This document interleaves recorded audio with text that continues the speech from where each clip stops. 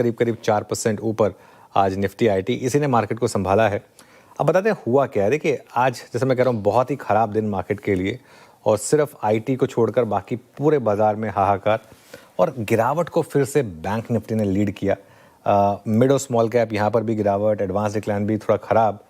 और सच बताऊं श्रेया वीरू, आज वापस लग रहा है कि एक बड़ी एफआई सेलिंग का रिस्क रहेगा। ऑब्वियसली वो 20,000 करोड़ वाला नंबर तो नहीं आएगा जो एमएससीआई की वजह से आया था, लेकिन फिर भी आज मुझे लग रहा है कि एक बड़ी एफआई सेलिंग का रिस्क है।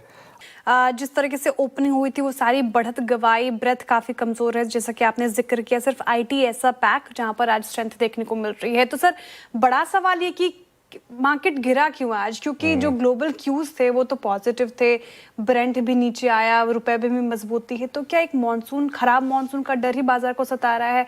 अगर हाँ तो फिर कैसे नेविगेट करें इस मार्केट को, और क्या ये आगे चलकर गिरावट और बढ़ती हुई नजर आ रही है? चार्ट्स क्या इंडिकेट कर रहे हैं सर, कौन से लेवल्स इंपॉर्टेंट? देखिए पहली बात तो श्रेया, हर मार्केट की रैली का या हर मार्केट के डिक्लाइन का आप रीजन नहीं अस्क्राइब कर सकते। फ्राइडे का हम फिर भी कह सकते थे एमएससीआई था, ठीक है, लेकिन सबसे पहली बात तो आज सुबह जो हम बात कर रहे थे कि 23,700 750 तक जाकर अगर निफ्टी वहां पर आपको एक रिजेक्शन दिखाए तो एक सेल ट्रेड ओपन होगी 23,850 के स्टॉप लॉस के साथ, वो तो प्ले हुई। लेकिन मैं इतनी बड़ी गिरावट नहीं एक्सपेक्ट कर रहा था हैंड ऑन हार्ट कि वहां से अगर हम गिरेंगे। मुझे लग रहा था कि 23,500 550 में सपोर्ट मिल जाएगा, नहीं मिला। तो रेजिस्टेंस वाली और सेल वाली ट्रेड ने काम किया, बाय ट्रेड ने काम नहीं किया। और आज की जो गिरावट है ना, ये क्लियर कट अगर आप देखेंगे डोमेस्टिक है। आज आप ये नहीं कह सकते कि भाई ग्लोबल मार्केट खराब है इसके लिए हम गिर रहे हैं, डॉलर इंडेक्स ऊपर आ गया इसके लिए हम गिर रहे हैं, बॉन्ड यील्ड ऊपर आ गई इसके लिए हम गिर रहे हैं। ऐसा कुछ नहीं हुआ है। ग्लोबल मार्केट्स में ताबड़तोड़ रैली है, और ताबड़तोड़ मतलब जबरदस्त रैली है ग्लोबल मार्केट में। और सबसे ज्यादा दुख तब होता है जब हम ऐसे मार्केट में गिरे, है ना। मेरा फिजिक्स का पेपर बहुत टफ था, उसमें सबके नंबर खराब आए थे, तो मेरे भी खराब आ गए तो मुझे इतना दुख नहीं हुआ था। अब बाकियों के अच्छे आए, मेरे खराब आए तो मुझे दुख होता है ना। तो ये इस समय वो वाली मार्केट है कि भाई बाकी सबके अच्छे मार्क्स आ रहे हैं, हमारे अच्छे मार्क्स आ नहीं रहे हैं। और हमारी मार्केट देखे तो कहीं ना कहीं देखिए हम कोशिश करते हैं थोड़ी सी पॉजिटिविटी रखने की, लेकिन अगर स्क्रीन खराब है तो है खराब, उसको कुछ वो कर नहीं सकते हैं। अच्छा, आज एफएमसीजी और ऑटो सबसे ज्यादा ये गिरे, सबसे ज्यादा ये गिरे ये, और इतनी शानदार ऑटो सेल्स के बावजूद गिरे है ना। तो ये कहीं ना कहीं आपको बता रहे हैं जो कमजोर मॉनसून है इसका एक बड़ा रिस्क ओपन हुआ है, बड़ा रिस्क खुला है इसकी वजह से, कमजोर मॉनसून की वजह से। क्योंकि देखिए ये कमजोर मॉनसून उस एनवायरनमेंट में आ रहा है जहां पहले ही हम कच्चे तेल की मार झेल रहे हैं, जहां पे पहले ही हम सप्लाई प्रेशर झेल रहे हैं। वहां पे अगर ये वाला भी फैक्टर आ गया इस समय तो एक महंगाई जो है, महंगाई एक बहुत बड़ा रिस्क ओपन हो रही है यहाँ पर। और इस हफ्ते आरबीआई की मॉनेटरी पॉलिसी भी है, फ्राइडे को आरबीआई की मॉनेटरी पॉलिसी है। ये बहुत ही खास, बहुत ही अहम होने वाली है। और बाजार को जैसे मैं कह रहा हूँ कि अब एक महंगाई का भी रिस्क है, क्योंकि एक फैक्टर बन रहा है कि अगर वीक मानसून है प्लस कच्चा तेल इस तरीके से भागे जा रहा है, उसका इम्पैक्ट जिस तरीके से आ रहा है। अभी तो हमने जो पेट्रोल और डीजल में इतनी एक के बाद एक 4 हाइक्स हुई हैं, उसका इम्पैक्ट देखा ही नहीं अब तक। अभी तो वो इम्पैक्ट आना शुरू होगा इन्फ्लेशन में। तो आई थिंक ये सब चीज़ें हैं जो मार्केट को हेल्प को डिक्लाइन कर रही हैं। अब देखें आप, सिर्फ आईटी और कुछ मेटल स्टॉक्स ये अच्छा कर रहे हैं, इनके अपने कारण हैं चलने के, ठीक है। शुक्रवार की सेलिंग में एमएससीआई रीबैलेंसिंग का एक बहुत बड़ा फैक्टर था। आज तो ऐसा कुछ नहीं था देखने के, लेकिन आज भी हो सकता है कि एफआई सेलिंग हो। अच्छा, एक और चीज़, जिस तरीके से एफआई ने शॉर्ट किया पिछले कुछ दिनों से, कहीं ना कहीं उनको कन्विक्शन था और कहीं ना कहीं वो उस तरीके से शॉर्ट कर रहे थे। तो ये भी एक अपने आप में आपको एक नेगेटिविटी बता रहे हैं मार्केट की। जहाँ तक अप्रोच की बात है, लेवल्स की बात है श्रेया, अब देखिए 23,350 से 23,400 का एक लास्ट लेवल रह गया सपोर्ट के हिसाब से। अच्छा, काम करें निफ्टी का ना 1 महीने का चार्ट रखें और उसमें आपको एक बहुत क्रूशियल लेवल दिखाई देगा जो हर हालत में बचना चाहिए। रखेंगे जरा 1 महीने का निफ्टी का चार्ट, फिर मैं बताता हूँ आपको लेवल।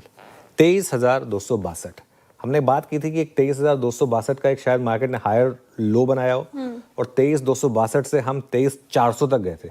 वन वे रैली हुई थी ये, 262 से 400 तक गए, और सॉरी 24,000 तक गए हम। 23,400 क्या मतलब 24,000 तक गए, 24,050 तक गए, 24,050, 24,089 टू बी प्रिसाइज, वहां से फिसले। अब वहां से अगर आप वापस 23,262 तोड़ देंगे तो ये मार्केट के लिए बहुत बड़ा नेगेटिव होगा। सिमिलरली आप बैंक निफ्टी का भी 1 महीने का चार्ट रखिए जरा एक बार।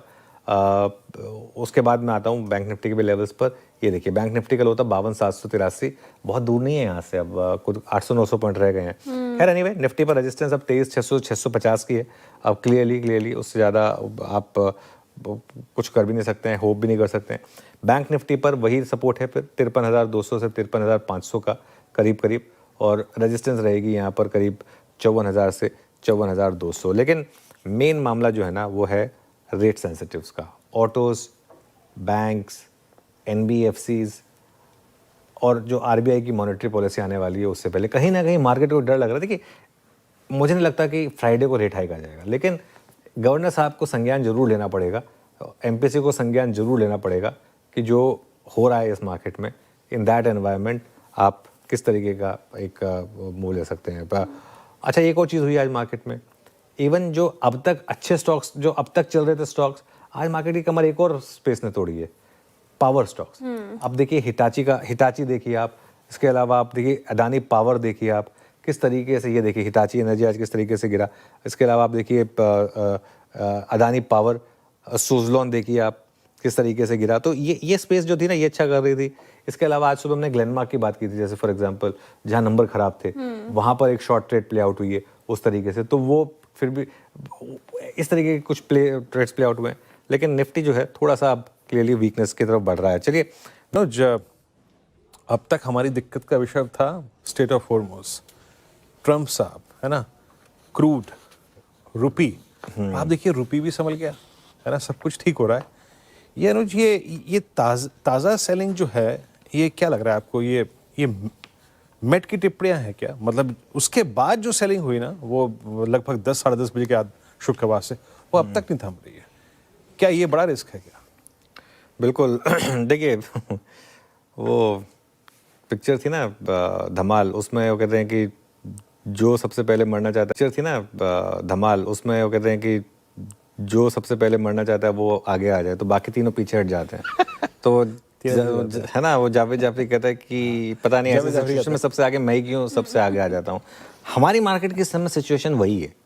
दुनिया में कहीं कुछ हो जाए, अमेरिका में कुछ हो जाए सबसे पहले हम गिर जाते हैं, इजराइल में कुछ हो जाए सबसे पहले हम गिर जाते हैं, वहाँ ताइवान में कुछ सेमीकंडक्टर पे कुछ हो जाए सबसे पहले हम गिर जाते हैं, चाइना कुछ कर दे सबसे पहले हम गिर जाते हैं, जापान में कुछ इंटरेस्ट रेट का फैक्टर आ जाए, कैरी ट्रेड हो जाए सबसे पहले हम गिर जाते हैं, ब्राज़ील में तूफान आ गया सबसे पहले मुझे लग रहा है हम गिर जाएंगे, कभी किसी कहीं किधर वो नॉर्थ कोरिया ने अगर कुछ कर दिया तो सबसे पहले हम गिर जाएंगे।